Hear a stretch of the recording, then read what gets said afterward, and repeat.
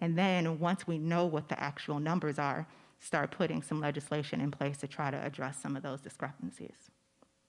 Thank you for listening today. Thank you to our four speakers. Mr. Vice President, would you like to? Literally for years. And the one thing I think we have to acknowledge, my mom used to have an expression. I'd say, you want to know me? Come walk in my shoes a mile. Well, even though I've been involved with the African American community and the civil rights movement since I've been a junior in high school, with the segregated movie theaters and the like, I can't understand what it's like to walk out the door or send my son out the door or my daughter and worry about just because they're black, they may not come back.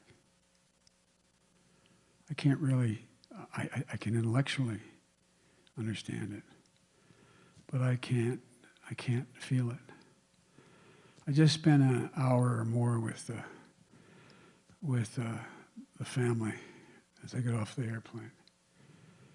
Had an opportunity to spend some time with Jacob on the phone. He's out of ICU. We spoke for about 15 minutes. His brother and two sisters, his dad, and his mom on the telephone. And I've spoken to him a lot before, but we spent time together with my wife. And he talked about how nothing was going to defeat him. How whether he walked again or not, he was not going to give up. We talked about a psalm in our church, Father, based on the 23rd Psalm. May he raise you up on eagle's wings and bear you on the breath of dawn until keep you in God, hold you in the palm of his hand that we meet again. Well, I think, Alderman, what's been unleashed with a lot of people is they understand that fear doesn't solve problems. Only hope does. And if you give up hope, you might as well surrender. There's no real option. And as we talked, I listened to his mom. She was on the phone. She wasn't with Jacob. She was in the same location. And as I said, his dad, his son, his brother, two sisters, and a family lawyer, two family lawyers were there. And what I came away with was the overwhelming sense of resilience and optimism that they have about the kind of response they're getting. His mom talked about, my wife asked to say a prayer, and his mom said a prayer, where she said, I'm praying for Jacob, and I'm praying for the policeman as well. I'm praying that things change. If you think a little bit about where we are right now, it's been a terrible, terrible wake-up call that's gotten the rest of the nation to realize that it's a confluence of three things. One, the COVID crisis. Two, and we didn't have to have over 6 million people contract COVID, over 186,000 dead and climbing. If we had acted, if we had just acted. It's been pointed out by the University of Columbia Law School that if he had acted just 1 week earlier, 37,000 more people would have been alive. If he acted 2 weeks earlier, 51,000, maybe 31 and 57 or 51. But the point is, over 80,000 people would still be alive. You have to take responsibility if you're a leader, a president. Instead of saying, I'm not responsible, it didn't happen on my watch, I take no responsibility.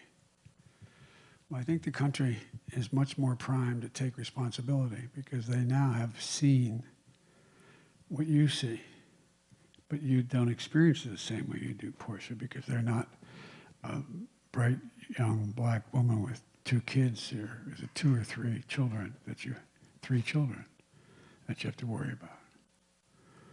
But there are changes that are taking place in the country, and one of the problems is that, look, this is not about me. It's really not about me. But if we have 4 more years, we're going to have 4 more years of the exact same thing, only it's going to impact us for a couple generations. And the public kind of understands that now. And I think they're so ready to do so many things they either are fully unaware of or aware of but never registered with them before, or they just have seen things that they hadn't seen before. You know, when Dr. King, when he said, I know that's ancient history, you weren't even born. But when Bull Connor, I was in grade school, when Bull Connor took those fire hoses and dogs on those black women going to church in their Sunday best and little kids having the skin ripped off them by these high-powered fire hoses, he thought he was putting a wooden stake in the heart of the civil rights movement. But in other parts of the country where they heard about this but didn't believe it ever happened, everybody turned on a black and white TV and they saw it, said, oh my God. Dr. King said it was a second emancipation. It got the Voting Rights Act and it got the Civil Rights Act. Didn't get us all the way there, but made progress.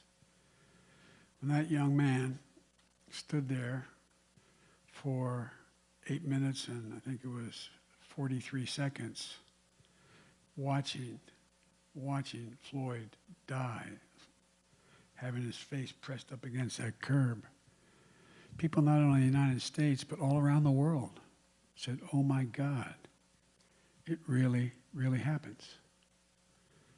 When you had a man of his size and physicality calling for his mom, it struck a nerve that hadn't been struck before. It's awful it has to happen. But I think we're at one of those moments. We have this opportunity. If we don't let up, we don't let up. There's a reason why this administration doesn't want to talk about, wants to only talk about dividing the country and about law and order. They don't want to talk about all those people who have died from COVID. They don't want to talk about the fact that almost 1 million people again file for unemployment, don't have jobs. They don't want to talk about the fact that you have tens of thousands of businesses closing, and maybe for good. You don't want to talk about the fact that the Congress passed legislation, HEROES Act, to provide money for states to be able to keep firefighters on the job, teachers on the job, first responders on the job, et cetera. They don't want to talk about that because they don't want to do it. They don't feel it's their obligation, so they're trying to divert us in the attention that they have. If I get elected president, I promise you, there will be a National Commission on Policing out of the White House where I'll bring everyone to the table, including police chiefs, including civil rights activists, including the NAACP, including the Latino community. And we're going to sit down there and we're going to work it out. Because a significant portion of the police are decent people. But there's a lot of bad folks in every organization. There's not a whole lot of people who want to speak up, be the odd man out or odd woman out, no matter what outfit you work with. And so we got to give a chance to change things, and we can. There is not a single solitary reason in the world why, as I said, we shouldn't be in a position that everybody, and that's my wife, Jill. Hey, Jilly, I'm Jill's husband, actually.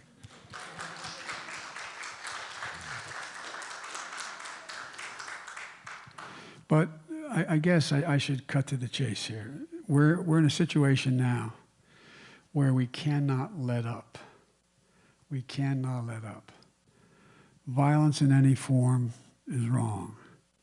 The idea that this president continues to try to divide us, give succor to the white supremacist, talks about how there's really good people on both sides, talks in ways that are just absolutely, I've never used this regard to president before, not only incorrect but immoral.